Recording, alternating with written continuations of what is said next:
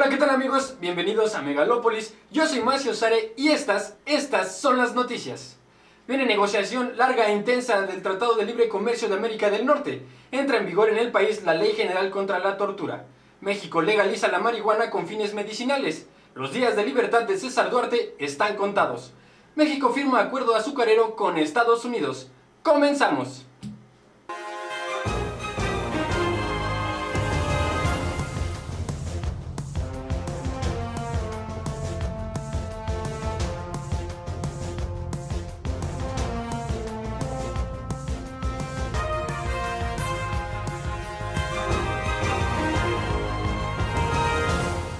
Amigos, el pasado martes 27 de junio, Estados Unidos inició la consulta para la renegociación del Tratado de Libre Comercio de América del Norte.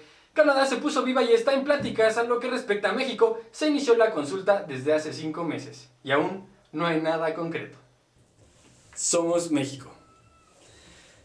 El subsecretario de Comercio Exterior de la Secretaría de Economía, Carlos Baker, alertó que los temas que se tienen que trabajar de manera ordenada y con cuidado son aquellos de las reglas de origen, para no ir en contra de las propias industrias, además de temas de facilitación de comercio y de operación en la frontera.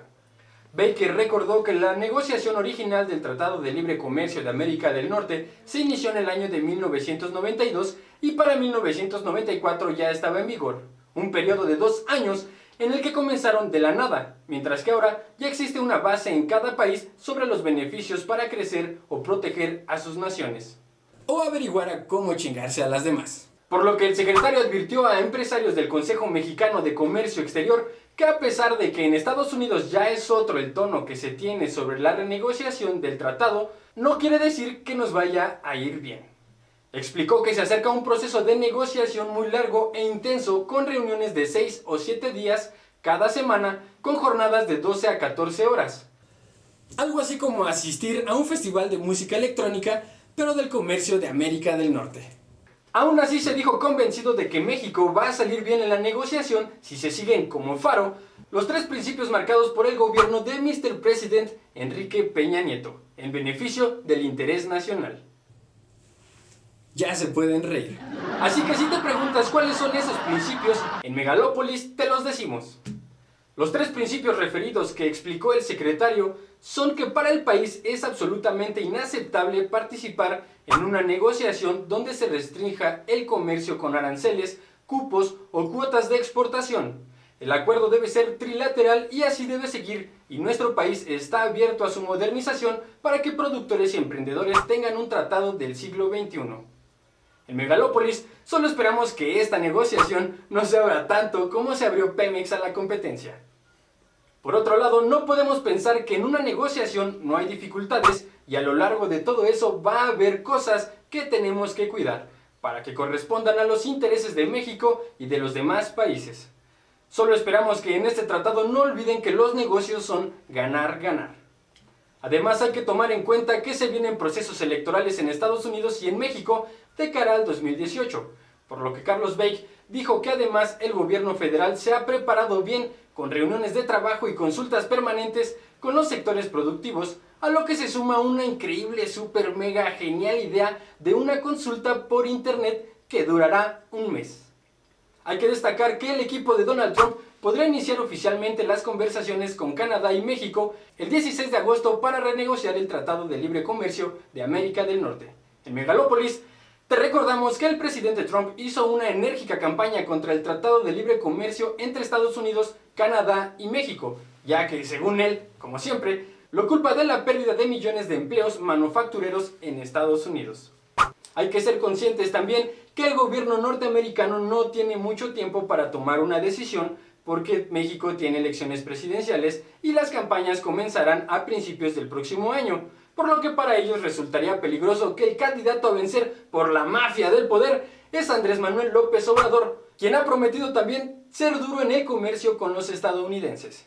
Actualmente Estados Unidos se puso duro con Canadá imponiendo una tarifa del 20% sobre la madera canadiense. Aparte de ese tema, el secretario estadounidense Ross dijo que no deberían esperar que un nuevo Telecan sea una solución mágica para mantener los empleos. Él observó que muchos trabajos en fábricas se han perdido debido a la automatización. Por otra parte, el secretario mexicano consideró que México y Estados Unidos tienen incentivos alineados para que las conversaciones concluyan antes de las elecciones presidenciales mexicanas, para evitar que el nuevo Telecan se vea frustrado como ocurrió con el Tratado de Asociación Transpacífico con la llegada de Mr. Trump a la presidencia. No olvidemos que el TPP, acordado en 2015 entre 12 naciones de la región Asia-Pacífico e impulsado por el gobierno del expresidente estadounidense Barack Obama, fue abandonado en enero por Trump, argumentando que China era demasiado influyente. También en Megalópolis no olvidamos que Canadá mandó a México a la friendzone cuando le propuso que se aliaran para obligar a Estados Unidos a que se mantuviera o que se quedara fuera del Telecan, a lo que los canadienses respondieron que no, lo que llevó a los tres países a la renegociación de dicho tratado. Por lo pronto vayamos poniendo nuestro santo de cabeza para que no nos pasen a fregar más de lo que ya estamos. Regresamos. Amigos, por fin el santo de los pachecos ha escuchado sus plegarias y en su infinita piedad ha ordenado a que los simples mortales legalicen la marihuana. Pero no se emocionen tanto, ya que es solo con fines medicinales, pues la Suprema Corte de Justicia de la Nación, por 4 votos a favor y 1 en contra, ha abierto las puertas a la legalización de la marihuana con fines lúdicos y sin ánimo de lucro. Sí, porque pues suena lógico que 4 personas o 5 personas tomen decisiones de lo que sucede en todo el país. Entre estos pasos importantes que se han dado en cuanto a romper tabúes, también está la legalización del matrimonio gay. O sea que entre americanistas ya se pueden ir casando. Los jueces han tomado la batuta frente a la opinión pública que ha estado en contra. En este caso, los magistrados han resaltado la libertad personal sobre los daños a la salud. La licenciada Olga Sánchez Cordero explicó que no estamos ante una cuestión penal, sino de modelo de vida y libertad de la persona. Hay que destacar que México es el segundo productor mundial de marihuana. Y vamos por el primero. Por lo cual entrará entonces en un nuevo ciclo y tendrá que revisar un régimen punitivo extremadamente duro con todo lo relacionado con la marihuana. La lucha contra las drogas durante muchos años ha fracasado y se requiere de un debate social que permita abrir nuevos caminos en las políticas públicas.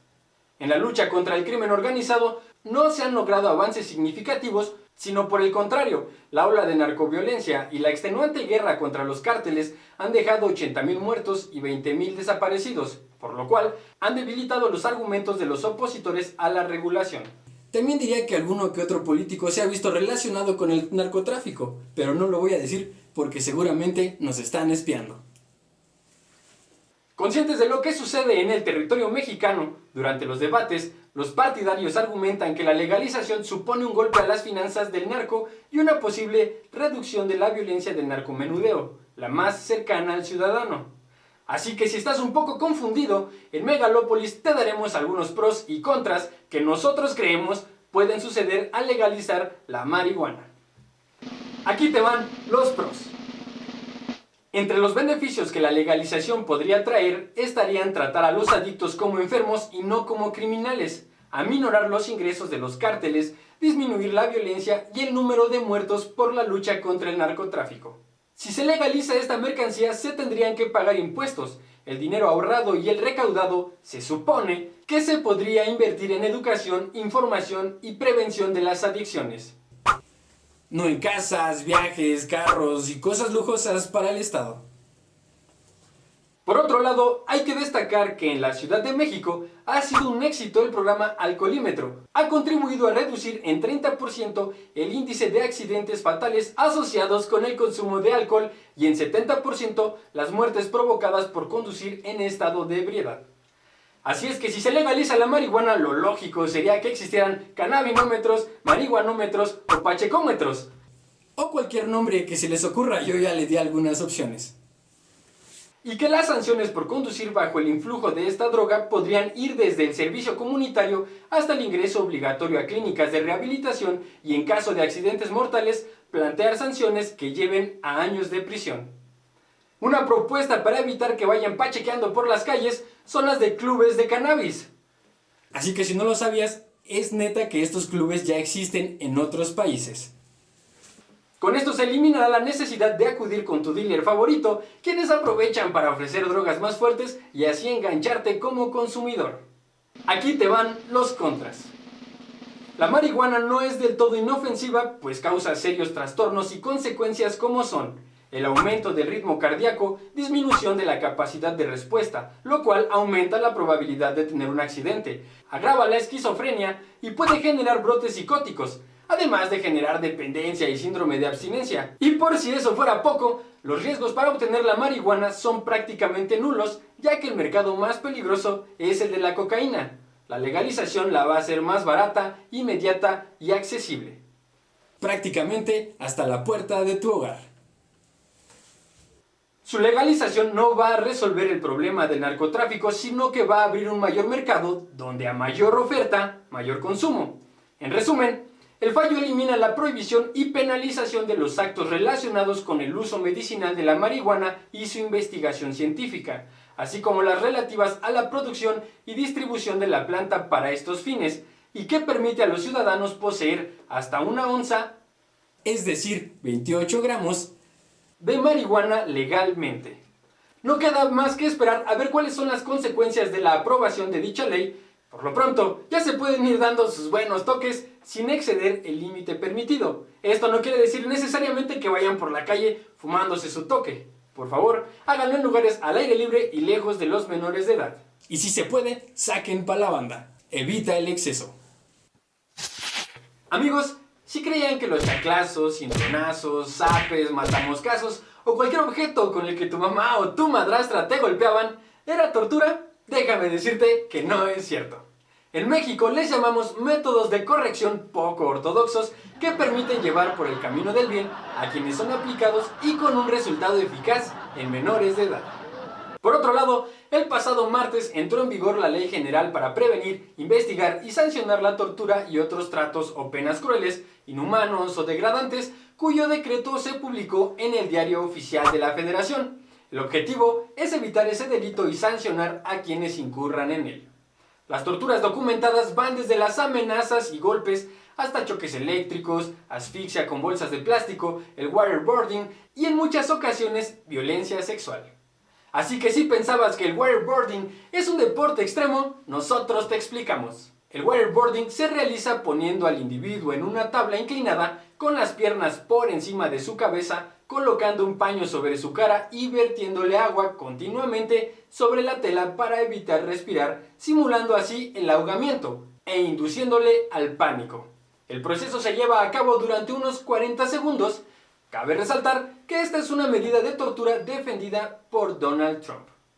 Regresando al tema, el documento fue firmado por el titular del Ejecutivo Federal, Lord Peña Nieto, y se publicó en el contexto del Día Internacional de las Naciones Unidas en apoyo a las víctimas de la tortura, que se conmemora el 26 de junio. El Congreso de la Unión la aprobó en abril pasado y se expide casi año y medio después de lo que se esperaba, pues se tenía previsto hacerlo a principios de 2016.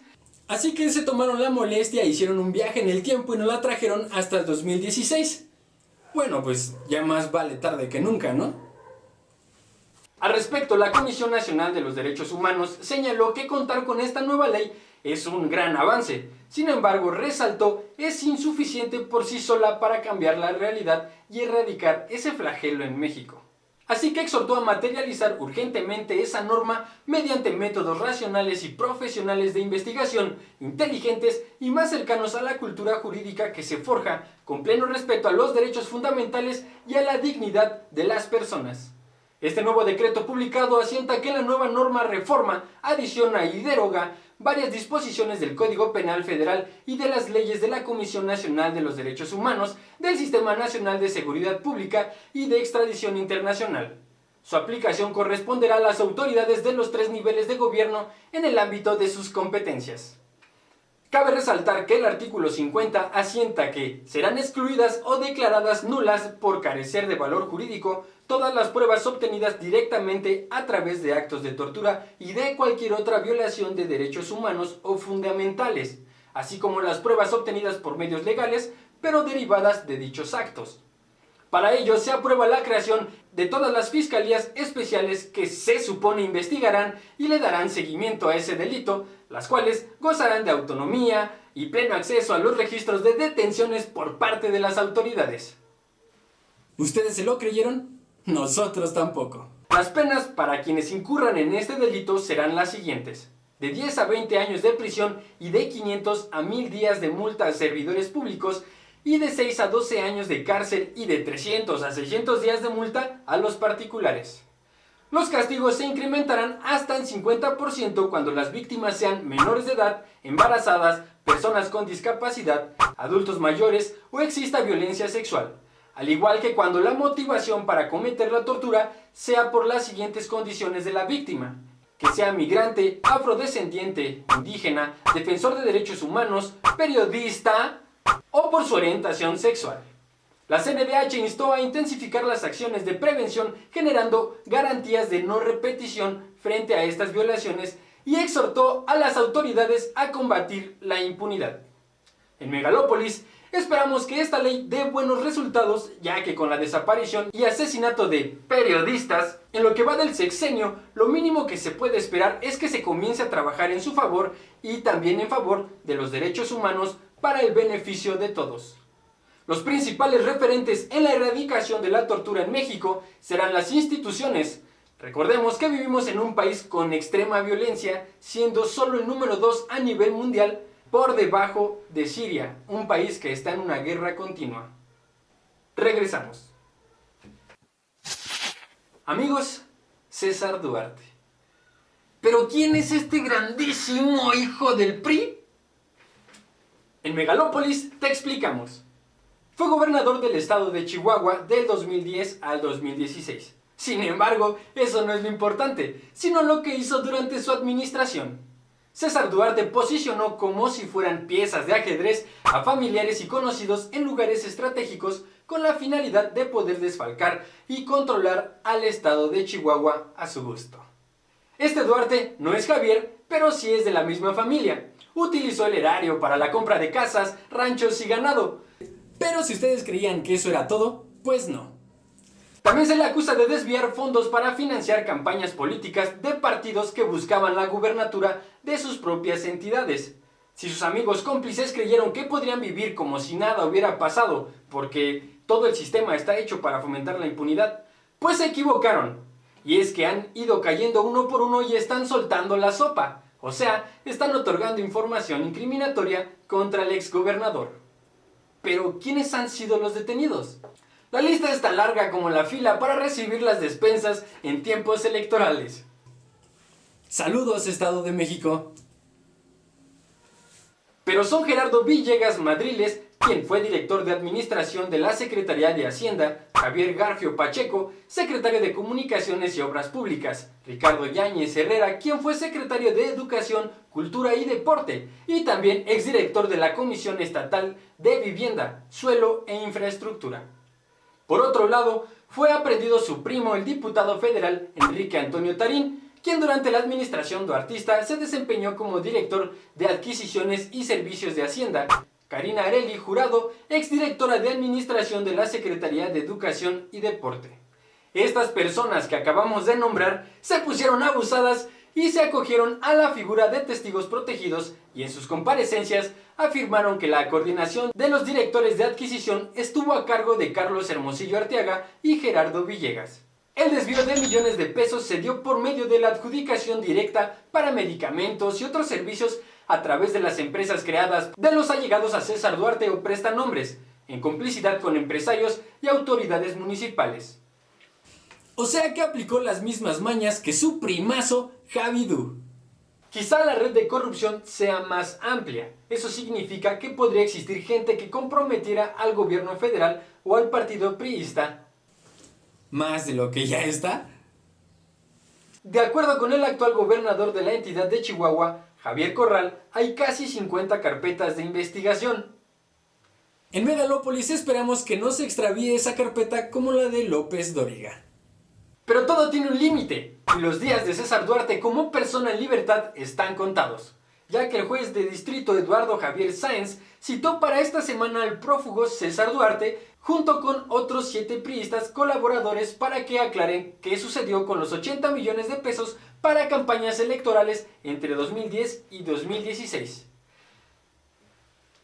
Asimismo, en Megalópolis agradecemos al PRI por su sexenio inolvidable. Como diría Celia Cruz, ¡azúcar! Todo aquel que piense que la vida es desigual tiene que saber que no es así, que no hay nadie bueno solo, siempre hay alguien más. Así es, amigos, azúcar. Pues el presidente de Estados Unidos, Donald Trump, declaró por medio de un tuit que el acuerdo sobre el comercio de azúcar alcanzado en el mes de junio es muy bueno para ambos países. Este nuevo acuerdo, que formula lo alcanzado en el pacto del año 2014, evita grandes impuestos sobre las importaciones de azúcar de Estados Unidos desde México, quien es el principal proveedor extranjero del mercado con nada más y nada menos que 11 millones de toneladas. Sin embargo, los envíos disminuirán. Desde luego, con el acuerdo de 2014, el cupo máximo de exportaciones de azúcar de refino era de 53%. Ahora, con este nuevo convenio, el cupo será de 30%. Asimismo, reduce el parámetro para determinar si el azúcar es de refino o cruda. Esto es fundamental, ya que con la medida anterior los mexicanos podían alcanzar directamente a los consumidores intermedios, como la industria de ingredientes, alimentos y bebidas, donde el azúcar tiene mayor precio, y ahora se verán forzados a enviar la mayoría de sus exportaciones a las refinadoras, perdiendo mercado de valor. La neta, no quiero ser grosero, pero qué poca madre. Pero para tranquilizar al sector azucarero, el secretario de Economía, Ildefonso Guajardo Villarreal, dijo que lo relevante de todo esto es que aún se conservan los vínculos comerciales. O sea que por lo menos tenemos salud.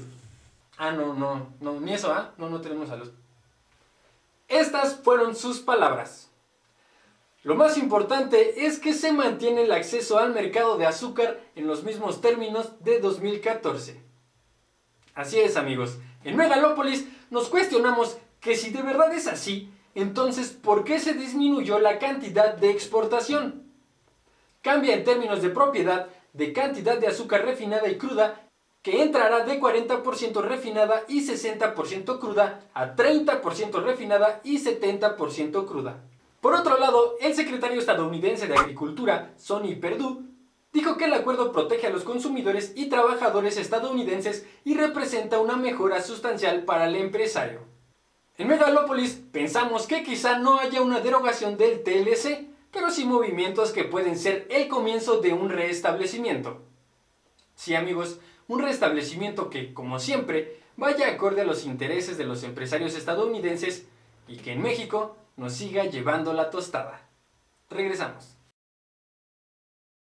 Bueno, amigos, eso ha sido todo por nuestra parte. Les invitamos a que se suscriban a Megalópolis y le den like al video y que lo compartan. Yo soy Macio Sare y no me voy sin antes decirles, no te dejes chamaquear. ¡Wow!